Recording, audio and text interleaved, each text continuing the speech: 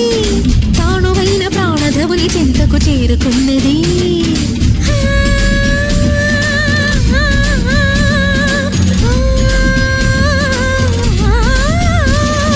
భవుని భువికి తరలించేలా, ధరణి దివిని తలపించేలా రసతరంగిణి వేళ ఎదిని నృత్యరతుని చేయగలిగే వేళ. కేశవ